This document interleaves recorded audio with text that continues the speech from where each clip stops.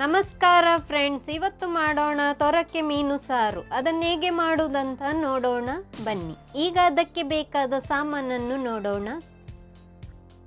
ಬ್ಯಾಡಗಿ ಮೆಣಸು 15, ಗುಂಟೂರು ಮೆಣಸು 15, ಕೊತ್ತಂಬರಿ 2 ರಿಂದ 3 ಚಮಚ, ಬೆಳ್ಳುಳ್ಳಿ 4, ಹುಣಸೆ ಹುಳಿ ರುಚಿಗೆ ತಕ್ಕಷ್ಟು, 1 ಕಪ್ ತೆಂಗಿನ ತುರಿ, 1 ಟೊಮೆಟೊ, 2 ಈರುಳ್ಳಿ,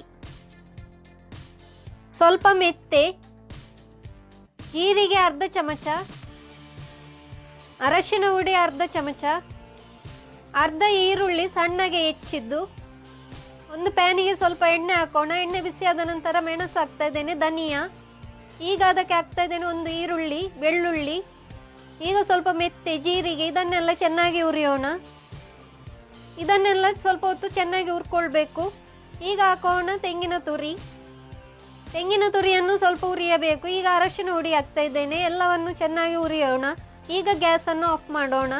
ಇದನ್ನು ಗ್ರೈಂಡ್ ಮಾಡಲು ಹಾಕ್ತಾ ಇದ್ದೇನೆ. ಹುಣಸೆ ಹುಳಿ ಹಾಕ್ತಾ ಇದ್ದೇನೆ. ಈಗ ಗ್ರೈಂಡ್ ಮಾಡಿ ಆಗಿದೆ. ಅದನ್ನು ಚೆನ್ನಾಗಿ ಮಿಕ್ಸ್ ಮಾಡೋಣ. ಈಗ ಉಪ್ಪು ಹಾಕ್ತಾ ಇದ್ದೇನೆ, ಈರುಳ್ಳಿ, ಟೊಮೆಟೊ. ಈಗ ಮೀನನ್ನು ಹಾಕ್ತಾ ಇದ್ದೇನೆ. ಮೀನನ್ನು ಮೊದಲೇ ಹಾಕಿ ಬೇಯಲು ಬಿಡಬೇಕು, ಇಲ್ಲದಿದ್ದರೆ ಬೇಯೋದಿಲ್ಲ. ಈಗ ಲಿಡ್ ಮುಚ್ಚಿ ಬೇಯಲು ಬಿಡೋಣ. ಈಗ ಲಿಡ್ಡನ್ನು ಓಪನ್ ಮಾಡೋಣ.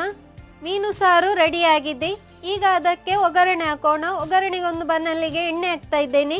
ಈಗ ಅರ್ಧ ಕಟ್ ಮಾಡಿರುವ ಈರುಳ್ಳಿಯನ್ನು ಹಾಕ್ತಾ ಇದ್ದೇನೆ. ಅದನ್ನು ಚೆನ್ನಾಗಿ ಹುರಿಯಬೇಕು. ಈಗ ಅದನ್ನು ಮೀನು ಸಾರಿಗೆ ಹಾಕೋಣ. ಮೀನು ಸಾರು ಈಗ ರೆಡಿಯಾಗಿದೆ. ಹೇಗೆ ಉಂಟಂತ ಕಮೆಂಟ್ ಮಾಡಿ ತಿಳಿಸಿ.